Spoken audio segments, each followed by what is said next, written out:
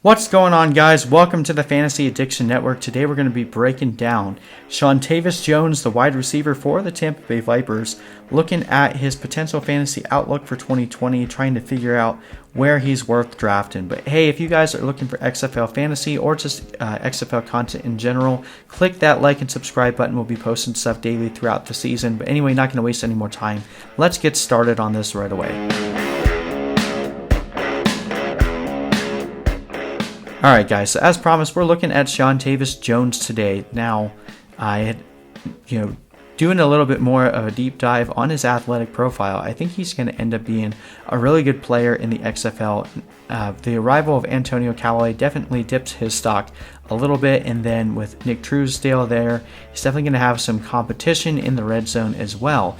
But overall, when we break down, his fit for this team, I think that he could very easily be the wide receiver 2 here and should still carry a decent amount of fantasy value for a team that probably has one of the worst defenses and is going to need to score a lot of points and has an offensive-minded head coach in Mark Trestman. So I think that Seantavius Jones will be heavily utilized.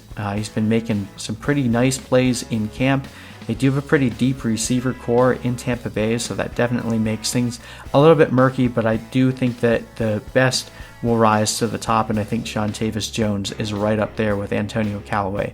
Now, when we look at his measurables, undrafted out of Valdosta State, he's 27, so he's still right in his prime, but ridiculously big receiver, 6'3", over 200 pounds, 99th percentile arm length, so ridiculous wingspan, has 92nd percentile catch radius, ridiculous burst scores as well. Not the fastest guy that you'll ever see, but is very good with contested catches, and again, that's going to end up helping a lot in the XFL when you consider the amount of fantasy points that are going to be scored via touchdowns and those 1, 2, and 3-point conversions. Look for Seantavius Jones to be used as a predominant target in the red zone and in the end zone, which is going to help his fantasy totals a lot. When we look at his receiving totals back in Valdosta State, his second year there, 922 yards, 13 touchdowns. Third year, 777 yards, 69 touchdowns, averaging over 16 yards per catch